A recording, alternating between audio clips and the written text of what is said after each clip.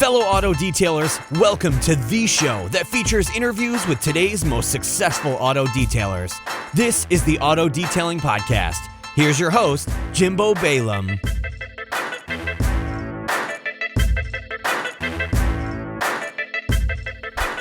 Hey, what's up, everyone, and welcome to this episode of the Auto Detailing Podcast. This is episode 399. This week's episode is brought to you by autofiber.com. You could save 20% on on microfiber towels and accessories at autofiber.com, autofiber.ca, and autofiber.com.au if you use offer code Jimbo. They also have a towel of the month, which is rad, and you should definitely join. It's like peanuts every month to join, and you get a fresh towel to kind of sample to see if you would be interested in buying that one. Anyway, also brought to you by HouseCall Pro. If you go to housecallpro.com/ADP for Auto Detailing Podcast, you're going to get a free demo to see how this CRM or this customer relationship management software works. And it's interesting. I've had a few other CRM companies reach out to me lately and kind of show me what they have to offer. And it just reassured me how robust and easy to use HouseCall Pro is, from everything from letting clients know that you're on your way in a simple kind of easy to tap button that connects to your GPS, and so it gives an accurate ETA to your client, which is cool, all within the app. And what I really like is I also have it automatically. So there's a button in the HouseCall Pro app that I hit finish when I'm done with the job, and it automatically triggers a series of events that happen. So everything from the customer automatically will get a text thanking them for supporting my small business with a link to leave a review, which is incredible. 7 days, and you can kind of preset this however you want. 7 days after the service, they get an email. The client gets an email, again, thanking them for the service, asking for a review, and if there's anything that we can help them with. And then I have another sequence about 3 months out, reminding them of another detail, 6 months out, and a year out, all that get triggered automatically. And they also get a postcard in the mail thanking them. So a lot of what we talk about in the Detailer Inner Circle is that you never know how or what form of marketing is going to work best for your client. So that's why HouseCall Pro makes it super easy. I don't have to think about any of this because it's automatically set up for me, and I've set it up to do this on purpose. So again, all you have to do is input your client information, which you should be doing anyway in a centralized place, which is HouseCall Pro, and then boom, boom, boom, boom, boom. The job, the history, the customer history, you could set tags, all this crazy stuff. There's actually too much information to even talk about in an ad roll. So just go to housecallpro.com/ADP. You'll get a free demo. You're going to get half off your first month if you choose to sign up. And so, do that. Anyway, so we're all good. All right, now that we got the housekeeping under control, this episode I thought would be really fun, and it's actually something that I want to start, and you probably saw by the title, it's detailing horror stories, right? And as detailers, we have the kind of fortunate or unfortunate position that we're usually a lot of things more than a detailer. We're a psychologist, sometimes a doctor, more times than not, a marriage counselor. Sometimes you're a handyman, you're a plumber, you're a painter.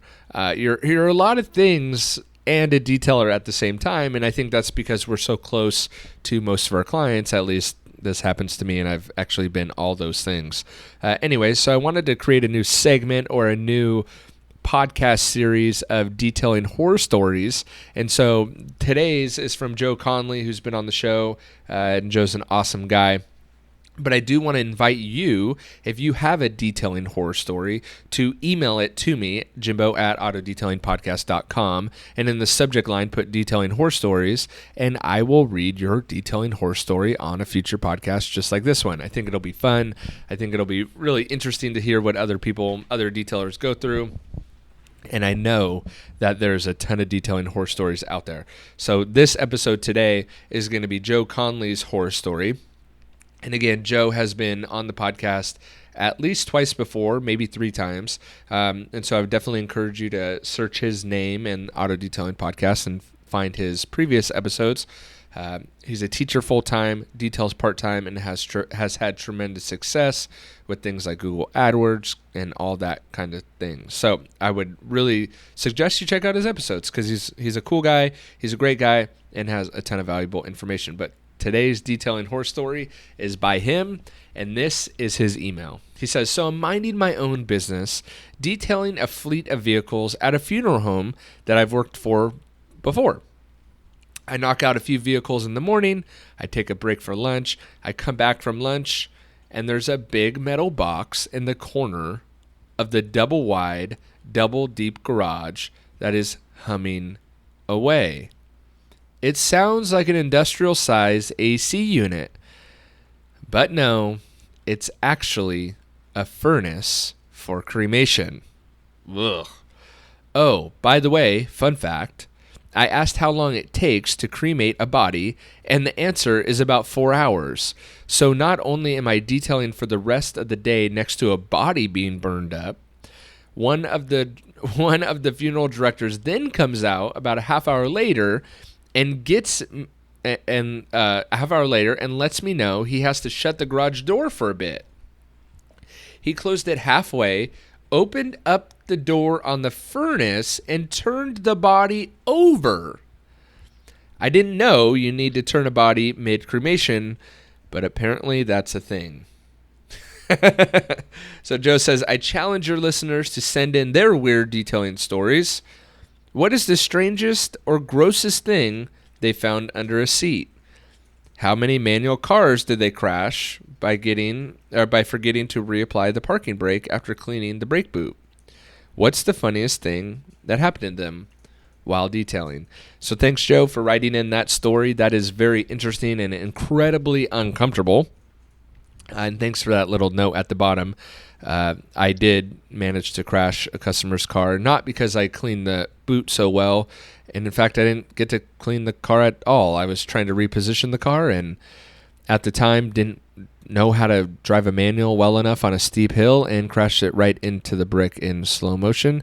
So thanks for making me relive that, Joe. I appreciate it. And so, yes, I want to encourage you. What are your detailing horror stories or weird stories? Have you ever detailed a car next to a body that's being cremated? That's one that I've never experienced and never heard for, and kind of gives me the heebie-jeebies even thinking about. But anyway, I want to hear your detailing horror stories. Again, email them to me, jimbo@autodetailingpodcast.com. And in the subject line, write detailing horror stories. And your detailing horror story will get a chance on the Auto Detailing Podcast. Now, I have a slight suspicion that I'm going to be overwhelmed by this, and that's why I'm having you do it very specifically in the subject line so I can go through it. So if you do write it in, give me some time with it. But I promise that I will share your story on this podcast. So thanks for listening, guys. Don't forget to check out HouseCall Pro, autofiber.com. Of course, we have the Detailer Inner Circle and all the things. I appreciate you for listening, and I will catch you guys on the next episode. I cannot wait to hear about your detailing horror stories. See ya.